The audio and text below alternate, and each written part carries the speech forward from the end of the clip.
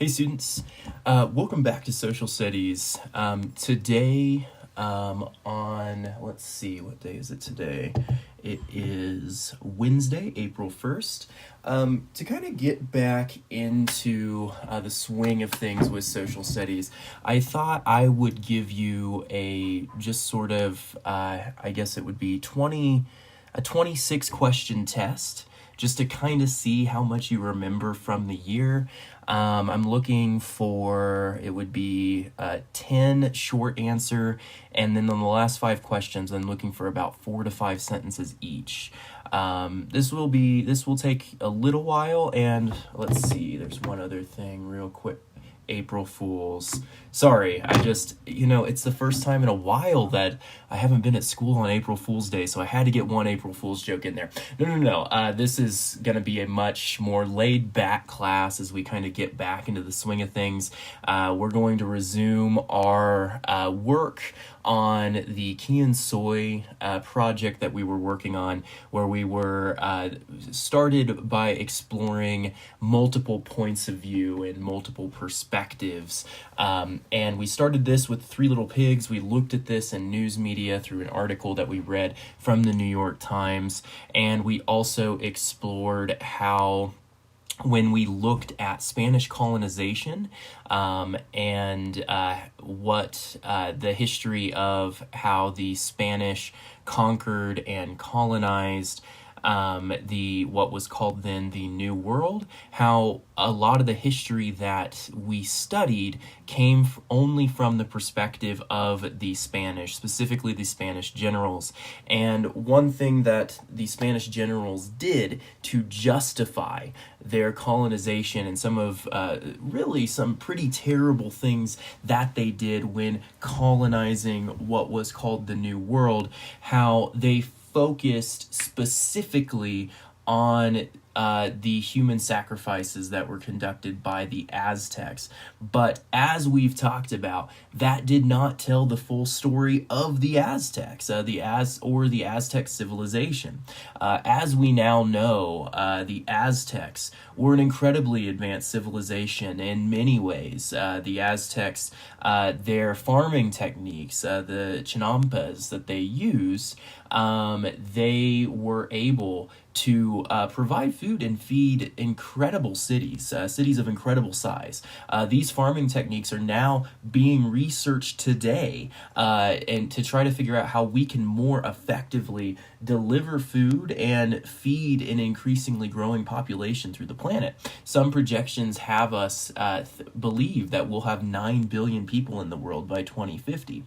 And so figuring out techniques so that we can effectively provide food for a growing population is incredibly important. And today, some are researching how we could reestablish some of these chinampas in order to feed our increasing population. Excuse me.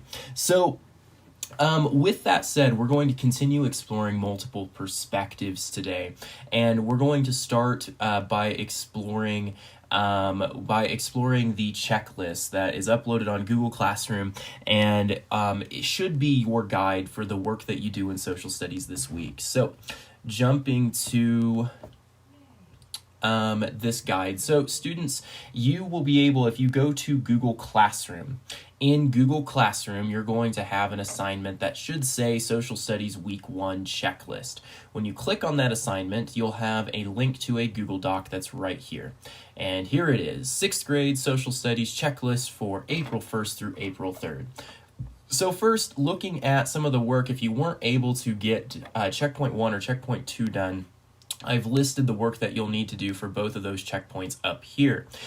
If you missed checkpoint 2, which is when you were challenged to rewrite the Three Little Pigs, that lesson, that Nearpod self-paced lesson, is linked in the Summit Learning platform, and I also posted a YouTube video where I teach that lesson as well. So if you do need to catch up, the work that you need to catch up on is listed right here. Now under current work, you'll see that we're going to be working on checkpoint 3, which is point of view practice. We're going to read the background info on Hernan Cortez's plot to conquer modern-day Mexico City, and then we're going to answer questions 1 and 2. 3 is optional, but if you are wanting to work to get a 5 on this assignment, usually your scale is from 2 to 4. You will be able to, if you're able to answer the questions completely, which means you fulfill the sentence requirement, as well as correctly. The second part that we're going to do today is read your primary source analysis. That's your final product. You will not complete your final product today. All you're going to do is read primary source number 3 and answer 2 questions, questions A and B. So just to recap, today we're going to finish checkpoint 3, and then we're going to start our final product number 1, which is primary source analysis. All right, and if you do get done with this, I had a few students in my English class who breezed through our work yesterday. I have posted additional work that we can work on, including starting your narrative, where you are part of the Maya, Inca, Aztecs, or Tiano when the Spanish begin to colonize your home, and writing from the perspective of the Maya, Inca, Aztecs, or Tiano, because as we remember, so much of the history that was taught only told the Spanish side of the story. All right, so jumping to checkpoint number 3 today, you're going to want to go to the Summit Learning platform, and we will get signed in here. All right, so navigating over to social studies, we'll go to Quien. So many of you have turned in your work over the past few days, and I truly appreciate that. And we're going to start by checkpoint number 3, which is point of view practice. And once you click on point of view practice, you're going to have a reading right here. Now, when the Spanish worked to justify what they were doing in quote-unquote the New World, they talked about how they had an ethical need, usually referring to their belief in Catholicism, to help save the Aztec population, the Inca population, the Tiano population, saying that they needed to save these people. However, I want you to pay attention to the differences here. When the General Hernan Cortez, when he reached out to King Charles of Spain, so his king, he did not mention this ethical justification. No, he did not talk about that whatsoever. In fact, Hernan Cortez was in trouble because he was working to conquer the New World without the permission from the king to do so. He was acting a bit rogue. Now, eventually, the Spanish definitely did have plans to conquer the New World, but Hernan Cortez was going too far and was in trouble for this. But when he sent a letter to the king, he did not mention this need. He did not mention human sacrifices, as the Spanish often mentioned when they talked about why they needed to conquer the New World. He did not mention this idea that they needed to save the souls of the people of the New World. No. What Cortez mentioned was just simply making his king more powerful, which shows that there was an entirely different perspective here that the Spanish generals had, that they weren't sharing to the public at the time. Okay, so you'll find important vocabulary defined up here. So be sure to refer to that vocabulary if you get lost at any time. Now, I love how Hernan Cortez starts by addressing his king. You'll notice this right here. Most noble, powerful, and Catholic prince, invincible emperor, and our sovereign lord. 6 days having passed, most powerful prince, since I entered the great city of Tenochtitlan, and having seen some things in it, though but a few compared with what there was to be seen and noted, it seemed to me, judging from these things and from what I had observed of the country, that it would subserve or serve the interests of your majesty and our own security if Montezuma was in my power and not wholly free from restraint. So, look at the first 4 sentences up here. So he's talking, Hernan Cortez, when he's talking to his king, is basically asking right here. He's saying, please give me permission to conquer Tenochtitlan, which is modern-day Mexico City. And remember, he's not telling his king that he needs to do this to save the people here. No, he's saying he wants to do it for the glory of the king, to make the king more powerful. All right, so we will continue. In order that he might not be diverted from the resolution and willing spirit which he showed in the service of your majesty, especially as we Spaniards were somewhat troublesome and difficult to please, lest, feeling annoyed on any occasion, he should do some serious and even might cause all memory of us to perish in the exercise of his great power. In the exercise of his great power. It also appeared to me that if he was under my control, all other countries that were subject to him would be more easily brought to the knowledge and service of your majesty, as afterwards actually happened. I resolved, therefore, to take him and place him in my corners, which were of great strength, and revolving in my mind how this could be effected without occasioning any tumult or disturbance. So, a lot of $10 words here, so let's break this down.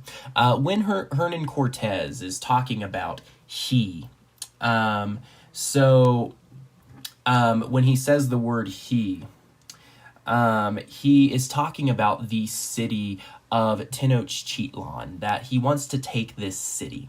And he's saying it so that everyone would know that Spain was the most powerful civilization. And not only that, but Hernan Cortez is arguing that if he conquers Tenochtitlan, other cities will fall in line and would be more easy to conquer. Basically, if they make an example of Tenochtitlan and say, we took over this city, this is how powerful we are, other cities are going to fall in line.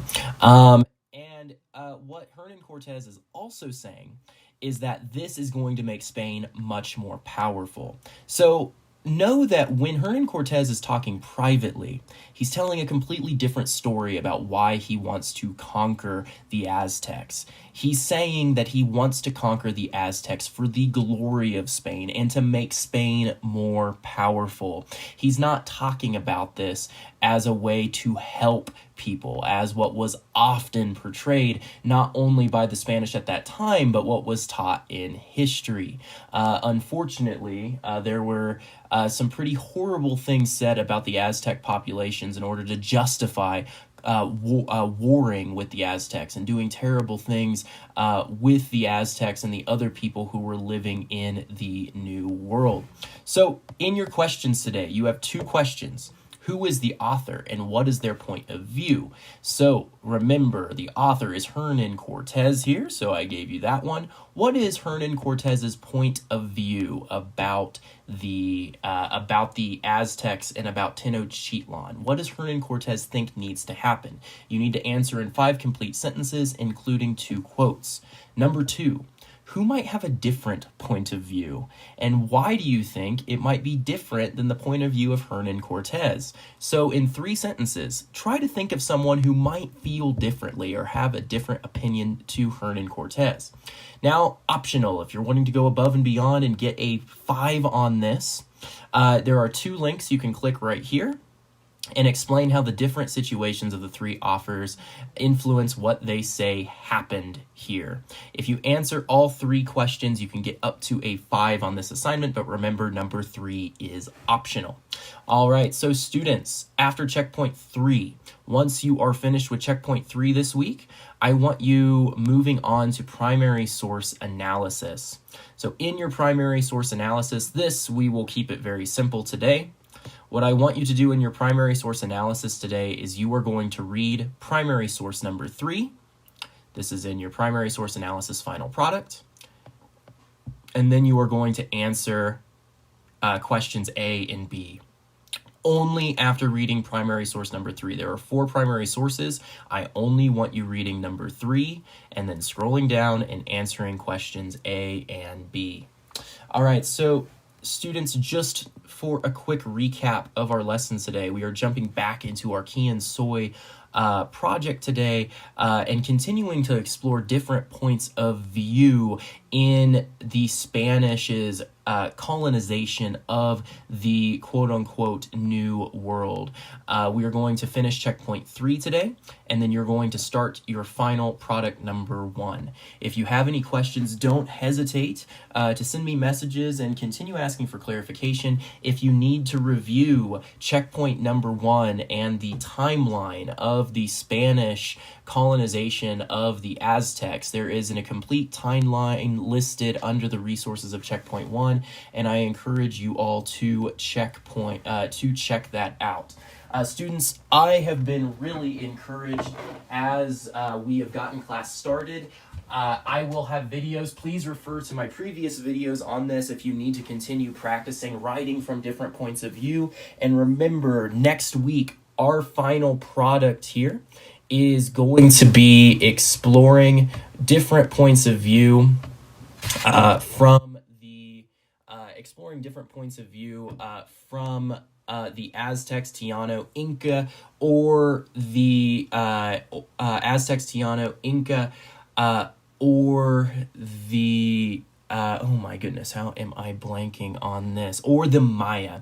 And you are going to write as if you were living in one of these civilizations and facing the Spanish as they began to colonize your home. Students, thank you so much for all of your hard work in this assignment today, and please do not hesitate to email if you do have any questions. So students, thank you so much for your hard work today, and I will see you all next week. Thank you so much.